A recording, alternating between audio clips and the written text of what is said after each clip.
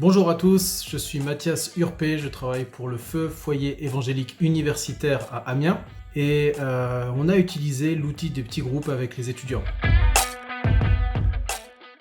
Ce qu'on a particulièrement apprécié avec l'outil des petits groupes, c'est que ça touche un public différent que celui qu'on touche habituellement.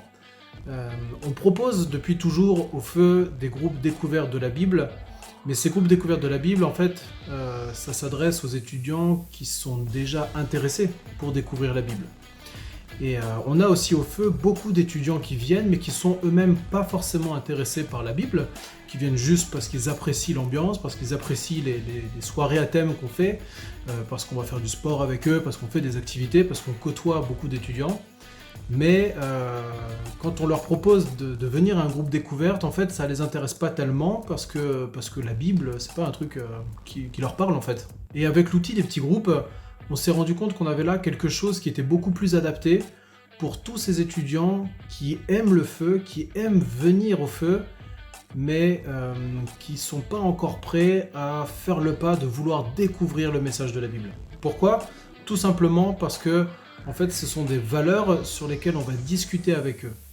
Et quand un étudiant vient à un groupe découverte, il vient dans l'optique d'apprendre quelque chose. Mais certains étudiants, ils ont envie de venir dans l'optique d'échanger quelque chose. Et c'est très dur pour eux d'échanger quand on parle d'un sujet qu'ils ne connaissent pas, qu'ils ne maîtrisent pas.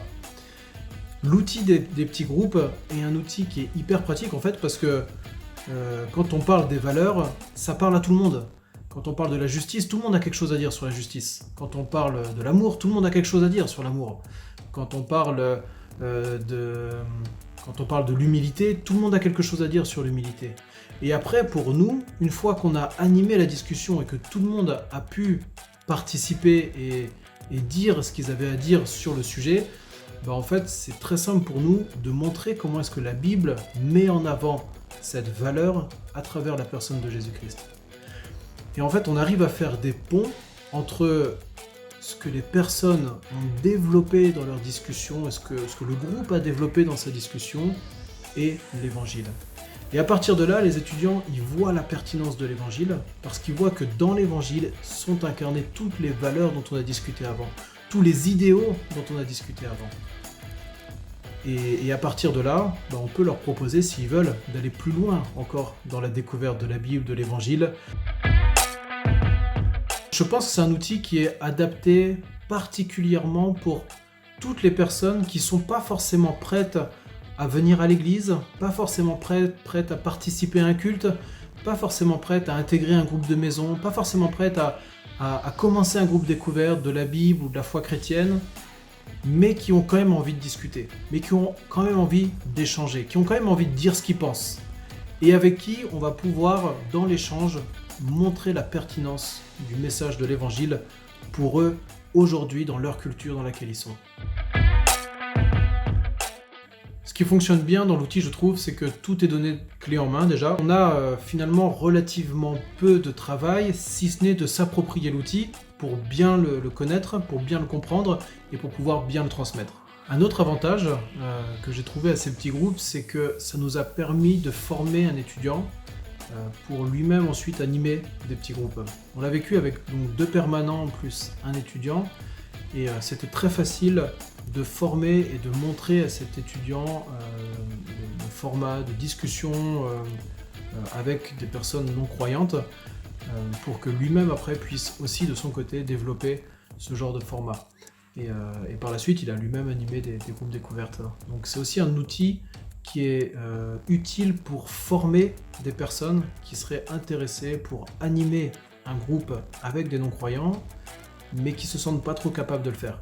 Parce que comme tout est donné, comme tout est clé en main, comme tout est bien fait, déjà bien réfléchi en amont, en fait, n'importe qui peut se lancer. Et c'est un bon outil de formation pour des personnes qui veulent se lancer dans l'animation, des discussions autour de la Bible avec des non-chrétiens.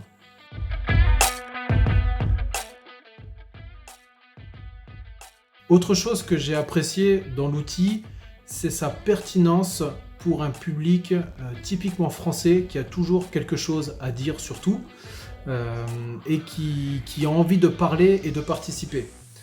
J'ai remarqué qu'avec certaines cultures, ça passe très bien de venir en tant qu'enseignant et de transmettre voilà ce qu'est la vérité. Puis dans d'autres cultures, comme notre culture française, ça passe pas bien du tout. C'est pas du tout dans la culture des gens.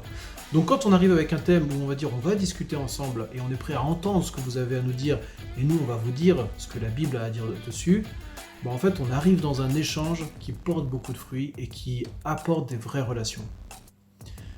Ce que cet outil m'a apporté aussi, c'est de nourrir des relations profondes avec certains étudiants. On avait des étudiants qui venaient profiter de ce qu'on faisait au feu, et à travers cet outil, ils ont pu s'impliquer dans la vie du feu, s'impliquer dans les soirées.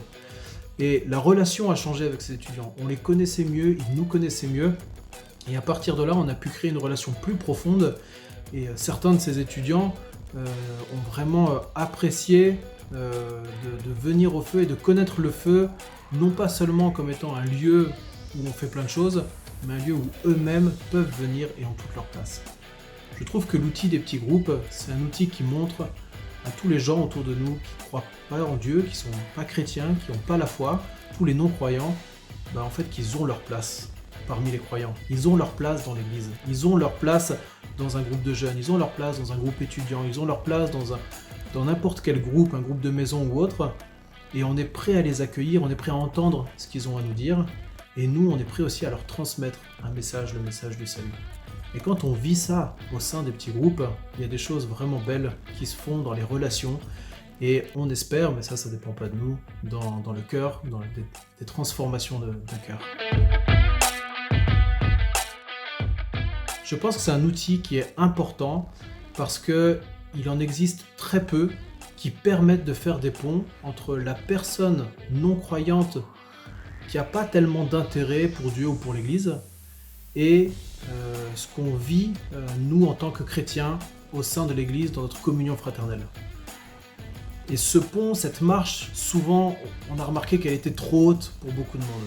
Et entre cette marche de « je suis pas intéressé, mais je suis content d'être avec des chrétiens » et « je suis intéressé et je veux aller plus loin », il y a les petits groupes.